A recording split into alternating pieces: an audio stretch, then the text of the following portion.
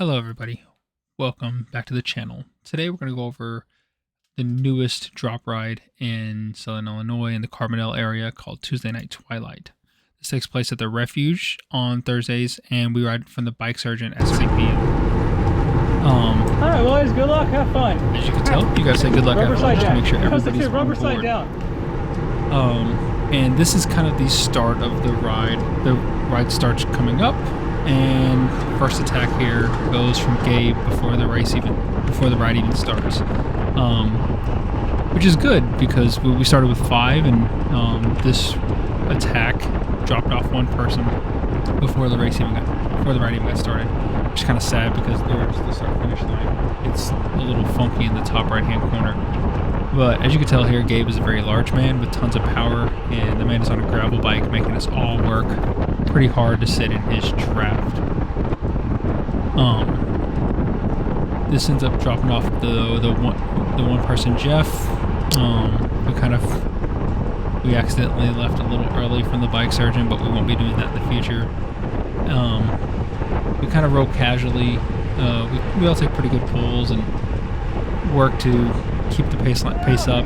Nico is there in the front right on the blue kit, and Matt Golson, I'll link to his channel below, is there in the black. And those are the 3 people besides me who made this selection from the early paces. This corner here was super sketchy, and in the future we're going to have somebody corner marshal that just to make sure that we aren't getting hit and we're able to take that turn at full speed. As we move a little bit further down this straightaway into the last corner before they start finish straight, I noticed that nobody was really wanting to kind of close this gap, so I just kind of went all in and sent it 4 out of 5 level star attack.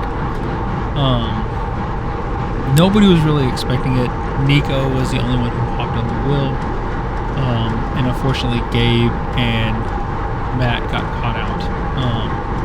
This never works for me, ever. I've tried this in many races just to try to kind of have a reduced group, but it always ends up getting brought back, so I got kind of lucky here in the fact that they weren't able to bring us back.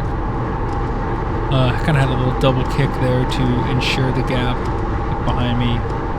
Realized it was just me and Nico, and from a group ride in the previous day, I knew he was a good person to be in the break with. I flick him through, and here we go. We roll 2.5 laps, so the ride is 6 laps, 1 neutral lap at the beginning, and this is the end of the second lap, so we have 4 laps to go.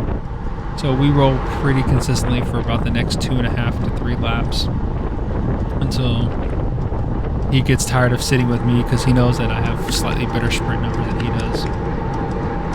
And as I finish taking a big pull down the big straightaway after turn 1, he sends it 5-star attack. I'm doing everything I can to make sure he does not get away here. And as you can tell, the man is just rolling away from me, and I'm doing 400 watts. Granted, he's a little lighter than me, but on a flat road like this, there's no reason for me not to be able to bring him back other than the fact that I was exhausted. As you can tell, heart rate's pinned at 190, and we are rolling. Unfortunately, on this course, there's just a few times there's some traffic, a little slow traffic like this car going by on the right, and there's also quite a bit of wildlife, as it is a wildlife refuge. So that's always a fun thing. Right here is the only kind of little bump on the road. The KOM time on it's something like 29 seconds, and I made a joke in the first lap, like, oh, we're not going to get that today, and we ended up not. But here I am breathing out of my ears. I dropped the power down to try to bring the heart rate down, just so maybe I can gain composure and chase him down on this next long stretch going into turn 4. Ultimately, it does not happen. I link up with Matt, who is 1 lap down, and he got dropped kind of early, maybe the end of lap 2, lap 3. So he took some nice recovery time, slow rolled it, and I ended up hopping on his wheel, which we'll see here in just a second. ultimately, I felt weird because Matt was bringing Nico back pretty rapidly. Like he was emptying the tank to try to catch back up, and I was like, "Hey, I'm on your wheel. I feel really weird about you bringing me back, so please don't bring me back. I will."